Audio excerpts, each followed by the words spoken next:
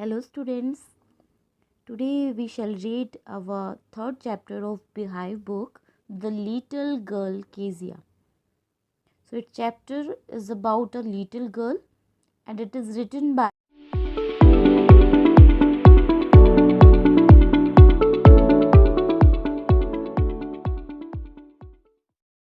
Catherine मैनफील्ड.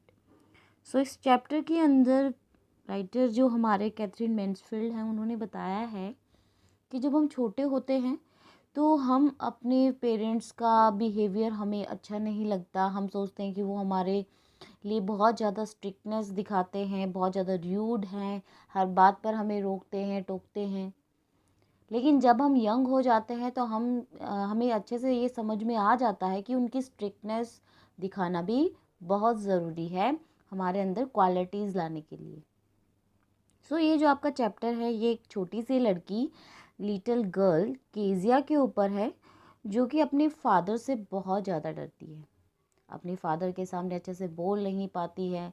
Normally लोगों से जब वो बात करती है तो अच्छे से बात करती है, लेकिन जब अपने पिता के सामने, अपने फादर के सामने जब वो जाती है तो वो बहुत ज़्यादा डरती है.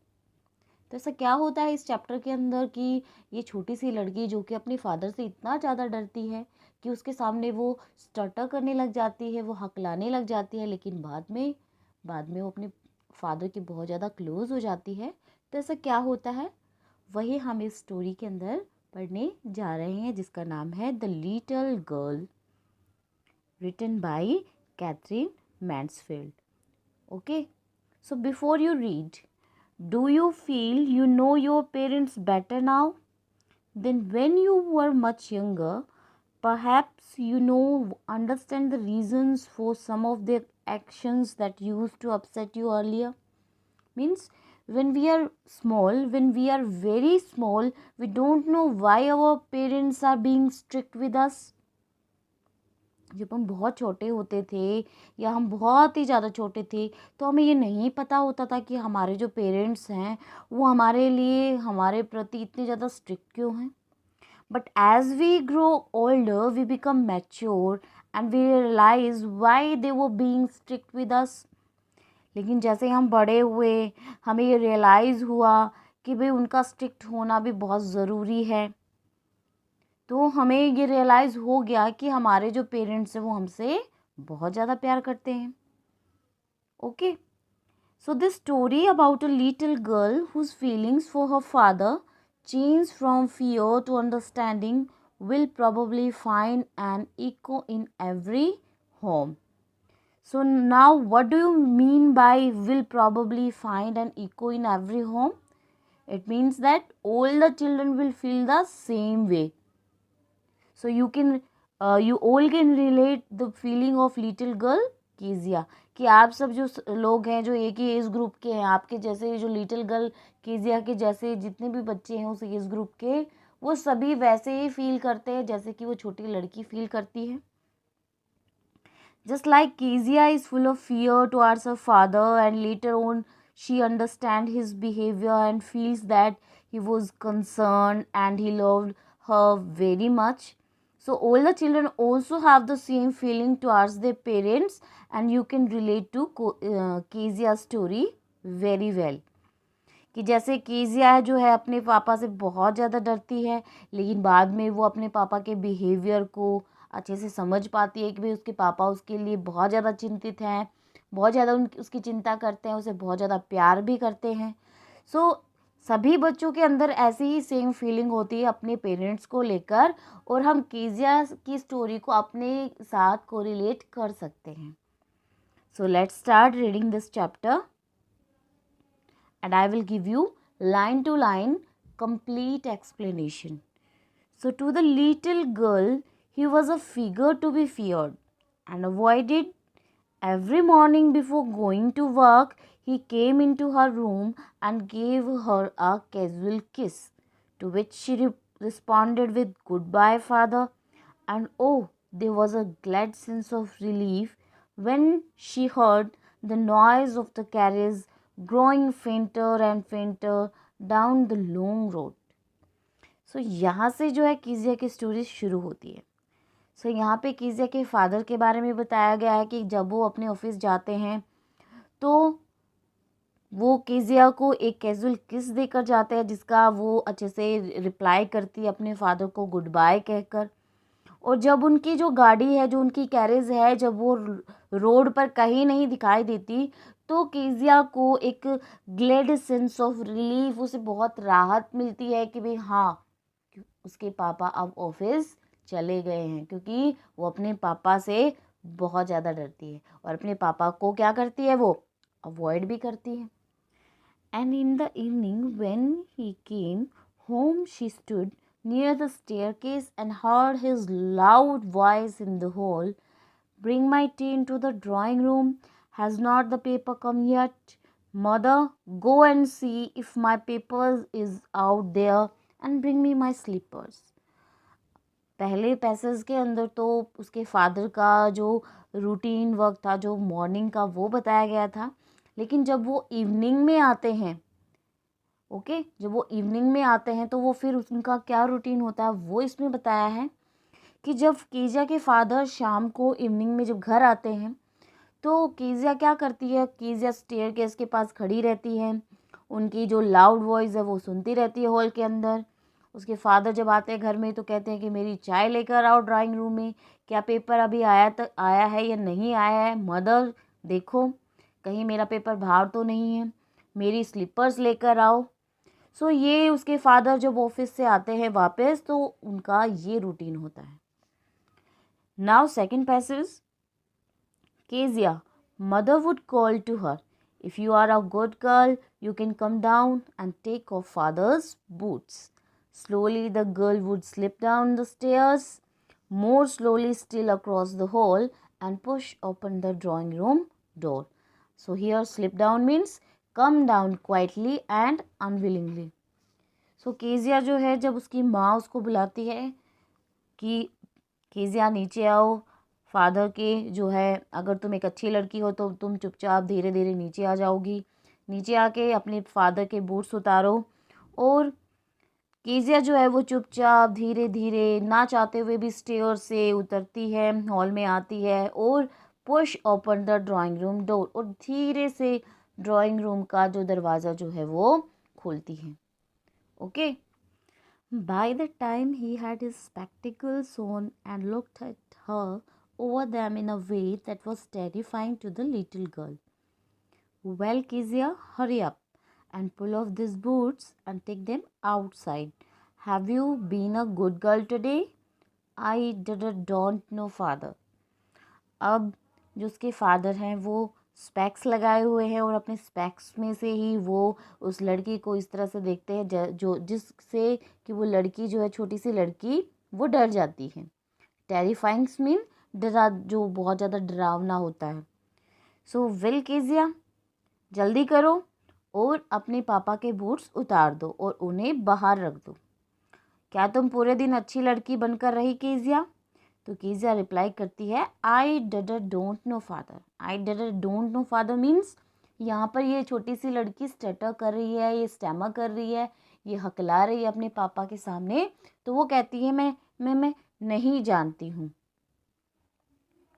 Okay, you don't know? If you stutter like that, mother will have to take you to the doctor. अब उसके फादर कहते तुम नहीं जानती हो, और अगर इस तरह से तुम हकलाओगी तो तुम्हारी मम्मी को तो तुम्हें डॉक्टर के पास लेकर जाना होगा। She never stuttered with other people, had quite given it up, but only with father, because then she was trying so hard to say the words properly. Means कि ये जो छोटी लड़की है, इसने क्या किया था, इसने जो है स्टटर करना बंद कर दिया था, बिल्कुल ही बंद कर दिया था। Given it up means stopped doing that, stop doing it, कि इसको जो है इसने बिल्कुल कंप्लीटली छोड़ दिया था।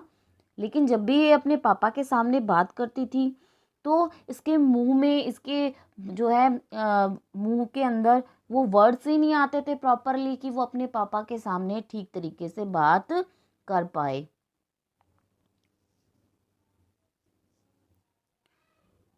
ran it up, but only with father, because then she was trying so hard to say the words properly. So what is the matter? What are you looking so razzed about? Mother, I wish you taught this child not to appear on the brink of suicide. Here, Kezia, carry my teacup back to the table carefully. Razzed about means unhappy. तो उसके father कहते हैं, कीजिया क्या बात होगी, तुम इतनी घबराई हुई क्यों हो, तुम इतनी अनहैप्पी क्यों हो? आई विश यू, और फिर वो अपनी वाइफ से कहता है कि मेरे ख्याल से तुम्हें इस लड़की को सिखाना चाहिए कि ये इस तरह से ना रहे, जैसे कि वो सुसाइड अटेम्प्ट करने जा रही है। कीजिया, फिर वो कीजिया से कहता है कि जाओ और ये टी कप को टेबल पर आराम से जाकर रख दो। अब कीजिया अपने फादर के बारे में सोच रही है। He was so big, his hands and his neck, especially his mouth, when he yawned. Thinking about him alone was like thinking about a giant. अब यहाँ पर कीजिया जो है अपने पापा को एक जाइंट के साथ कंपेयर कर रही है। वो कहती है वो कितने बड़े हैं, उनके हाथ कितने बड़े हैं, उनकी गर्दन कितनी बड़ी है, और स्पेशली उनका माउथ, जो वो चिल्लाते हैं बोलते हैं तब उनका मुंह कितना बड़ा हो जाता है। और अकेले में मेरे फादर के बारे में सोचना तो एक राक्षस के बारे में सोचने के बराबर है। On Sunday afternoons grandmother sent her down to the drawing room to have a nice talk with father and mother, but little girl always found mother reading and father stretched out on the sofa, his handkerchief on his face, his feet on one of the best cushions, sleeping soundly and snoring. अब उसकी जो दादी माँ है उसकी जो है कीजिए बहुत ज़्यादा क्लोज है। तो उसके एक दिन ग्रैंड माँ ने एक संडे आफ्टरनून को उसको कहा कि तुम जाओ ड्राइंग रूम में और अपने मम्मी पापा से अच्छे से बात करो। लेकिन जब भी जो वो छोटी सी लड़की कीजिया जब भी अपने मम्मी पापा से बात करने के लिए जाती तो वो हमेशा उसे यही मिलता था कि the little girl always found mother reading, कि उसकी मम्मी तो पढ़ रही होती थी, and father stretched out on the sofa, और उसके पापा जो है सोफे पर फैल कर आराम से मुंह पर हैंकी रखकर, हैंडकरचीफ रखकर, और अपना एक पैर उन्होंने जो है कुशन्स पर रखा हुआ था, और वो बहुत ही गहरी नींद में सो रहे थे और स्नोर कर रहे थे। लाइक दिस, जैसे कि इस पिक्चर में दिखाया गया है कि उसकी मदर जो है वो पढ़ रही है और उसके पापा आराम से सो रहे हैं। Okay, She sat on a stool, gravely watched him until he woke and stretched and asked the time, then looked at her. Don't stare so, Kezia, you look like a little brown owl. अब वो बेचारी लड़की stool पर बैठी रहती है, उनको देखती रहती है कि कब वो जागेंगे, पूछेंगे। तो उसके पापा जागते हैं, स्ट्रेस अपनी मतलब अंगड़ाई लेते हुए उठते हैं और फिर टाइम देखते हैं। देन लुक्ड एट हर, और फिर उसकी तरफ देखते हैं। डोंट स्टेयर सो, कीजिए इस तरह से मत देखो, तुम एक छोटे से ब्राउन आउल के जैसे लग रही हो। ठीक है, जब वो अपने पापा से बात करने जाती या मदर से बात करने जाती तो नॉर्मली उसकी मम्मी तो पढ़ रही होती थी और उसके पापा आराम से सोफे पर लेटकर सो रहे होते थे। वो कई देर तक बेचारे उनका वेट करती है, तब वो उठते हैं, टाइम देखते हैं और फिर कीजिया को कहते हैं, कीजिया तुम ऐसे क्यों देख रही हो, तुम एक ब्राउन आउल के जैसे लग रही हो। यानी उस लड़की को बोलने का मौका ही नहीं मिलता था। One day when she was kept indoors with a cold, her grandmother told her that the father's birthday was next week. एक बार किसी बीमार हो जाती है तो उसकी दादी माँ उसे कहती है कि अगले वीक जो है तुम्हारे फादर का बर्थडे आने वाला है, and suggested she should make him a pincushion for a gift out of a beautiful piece of yellow silk. और वो केजिया को सजेस्ट करती है कि तुम्हें अपने फादर के बर्थडे के लिए कुछ ना कुछ गिफ्ट तो बनाकर ज़रूर देना चाहिए, और ये तुम्हारे पास एक अच्छा मौका है अपने फादर से बात करने का, उन्हें इम्प्रेस करने का। Laboriously with a double cotton, the little girl stitched 3 sides, but what to fill it with? Laboriously mean with a lot of effort और difficulty, यानी बड़े मुश्किल से उसने एक डबल कॉटन का कपड़ा लिया, उसको अच्छे से 3 साइड से स्टिच किया। लेकिन अब जो प्रॉब्लम थी वो क्या थी कि भाई इसके अंदर भरा क्या जाए। That was the question. The grand mother was out in the garden and she wandered into mother's bedroom to look for scarves. On the bed table, she discovered a great many sheets of fine paper, gathered them up, tore them into teeny pieces, and stuffed her case, then showed up the fourth side. Wandered into means went into या by chance. Scarves means small pieces of cloth or paper that are not needed. मतलब छोटे छोटे जो pieces होते हैं या तो वो कपड़े के या पेपर के जो कि जिनकी ज़रूरत नहीं होती है. तो बड़ी मुश्किल से उसने एक डबल कॉटन का कपड़ा लिया, 3 साइड से उसको स्टिच किया. फिर उसके पास क्वेश्चन ये था कि भाई इसके अंदर फिल क्या किया जाए. सो तो ग्रैंड मदर भी वहाँ पर नहीं थी, तो बेचारी कीजिया जो है मदर के बेडरूम में यहाँ वहाँ घूमती रही छोटे कि इसके अंदर स्टफ़ क्या किया जाए, इसके अंदर भरा क्या जाए. तो उसने देखा कि जो बेड का के पास जो टेबल है वहाँ पर बहुत अच्छे अच्छे जो है वहाँ पर सीट्स रखी हुई हैं फाइन पेपर की. तो उसने उनको इकट्ठा किया और उनको छोटे छोटे टीनी पीसेस में फाड़ दिया. और फिर उसने अपना वो पिन क्वेश्चन जो वो तैयार कर रही थी उसके अंदर उसने उसको भर दिया. Then sewed up the fourth side, और फिर उसने फोर्थ जो साइड थी, क्योंकि 3 साइड तो उसने पहले से स्टिच कर दी थी, अब जो फोर्थ साइड जो उसकी बची हुई थी उसने उसको भी स्टिच कर दिया. That night there was a hue and cry in the house. Father's great speech for the port authority had been lost. Rooms were searched, servants questioned. Finally, mother came into Kezia's room. उस रात पूरे घर में बड़ा ही शोर शराबा रहा. Hue and cry means angry protest, क्योंकि जो फादर का जो उन्होंने पोर्ट अथॉरिटी के लिए जो एक स्पीच रेडी किया था वो गुम हो चुका था. रूम्स की को भी तलाशा गया, सर्वेंट से भी पूछा गया. फाइनली मदर ने आके केजिया के रूम में उससे पूछा, Kezia, I suppose you didn't see some papers on a table in our room. Kezia, मेरे ख्याल से तुमने हमारे रूम की टेबल पर कोई पेपर तो नहीं देखे थे. Oh yes, she said, I tore them for my surprise. हाँ हाँ, वो पेपर्स मैंने देखे थे, मैंने उन्हें मेरे सरप्राइज के लिए फाड़ दिया. What? Screamed mother. Come straight down to the dining room this instant. क्या तुमने वो फाड़ दिए? उसकी माँ चीखी चिल्लाई. सीधे जो है डाइनिंग रूम में चलो अभी. And she was dragged down to where father was pacing in and to and fro, hands behind his back. अब उसको जो है घसीट कर वहाँ ले जाया गया जहाँ उसके पापा बहुत ज़्यादा गुस्से में थे, अपने हाथों को पीछे करके इधर उधर चक्कर लगा रहे थे. Well, he said sharply. Mother explained. He stopped and stared at the child. Did you do that? Well. अच्छा, तो तुमने ये सब किया है. और उसकी माँ ने वो सारी बातें बताई और उसके पापा जो अभी तक घूम रहे थे गुस्से में वो रुके और उस छोटी सी लड़की को घूरने लगे. क्या तुमने ये सब किया है? No, no, no, no, she whispered. वो धीरे से बोले, नहीं नहीं. Mother, go up to her room and fetch down the damn thing. She that the child's put to bed this instant. अब उसकी माँ को कहता है, जाओ और इसी सन इस लड़की को यहाँ से ले जाओ और इसे इसके कमरे में जाकर लेटा दो. Crying too much to explain, she lay in the shadowed room, watching the evening light make a sad little pattern on the floor.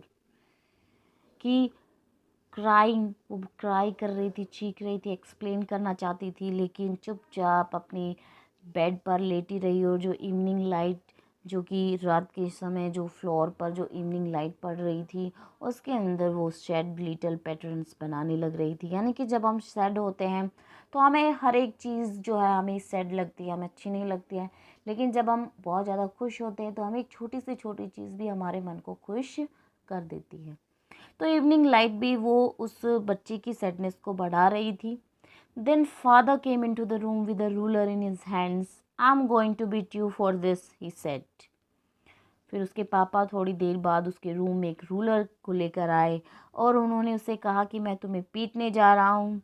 O no no no, she screamed hiding under the bedclothes. अपने आप को वो bed clothes के अंदर छिपाते हुए चीखती हुई बोली, नहीं नहीं.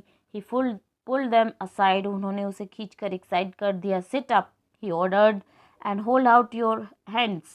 You must be taught once and for all not to touch what doesn't belong to you. वो कहते हैं उठकर बैठ जाओ और अपने हाथ आगे की तरफ करो, क्योंकि तुम्हें कई बार सिखाया गया है कि जो चीज़ तुमसे बिलोंग नहीं करती है, जो तुम्हारी नहीं होती है, उन्हें टच मत किया करो. But it was for your birthday. Down came the ruler on her little pink palms. लेकिन वो छोटी लड़की कहती रही कि ये तो आपके बर्थडे के लिए था, और फिर वो अचानक से वो रूलर उस छोटी लड़की के लिटिल पिंक पाम्स पर आकर पड़ा. Hours later, when grandmothers had wrapped her in a shawl and rocked her in the rocking chair, the child clung to her soft body. घंटों बीत गए, लेकिन वो लड़की रोती रही, और जब उसकी दादी माँ आई तो उसने उसे अपने शॉल के अंदर लपेटा और उसे रॉकिंग चेयर पर थोड़ी देर झुलाया, और तब जाकर वो छोटी लड़की उसकी बॉडी से लिपट गई. What did God make fathers for? She sobbed. वो सुबकते हुए बोली कि भगवान ने पापा किस लिए बनाए हैं, मेरे ही पापा ऐसे क्यों हैं. Here is a clean hanky, darling. Blow your nose, go to sleep, pet. You will forget all about it in the morning. अब उसकी दादी माँ उसको कंसोल करते हुए कहती है, ये लो क्लीन हैंकी और अपना नाक पोंछो और सोने के लिए चले जाओ. आप जब सुबह उठोगे तो आप सब भूल जाओगे. But I tried to explain to father, but he was too upset to listen tonight. वो कहती है अपनी दादी माँ से कि मैंने अपने पापा को बहुत समझाने की कोशिश की, मैं उसको एक्सप्लेन भी करना चाहती थी, लेकिन उन्होंने मुझे आज बिल्कुल भी नहीं सुना. But the child never forgot. Next time she saw him, she quickly put both hands behind her back and a red color flew into her cheeks. जब भी अब वो लड़की जो है उस बात को कभी नहीं भुला पाई, क्योंकि उसकी दादी कह रही थी ना कि आप सोने के लिए चले जाओ और जब आप सुबह उठोगे तो आप सब कुछ भूल जाओगे. लेकिन वो लड़की कुछ नहीं भूली, और अगली सुबह जब वो उठी या कभी भी नेक्स्ट टाइम जब भी वो अपने फादर को देखती तो वो चुपचाप जल्दी से अपने हाथों को पीछे कर लेती और एक रेड कलर उसके चिक्स पर आ जाता.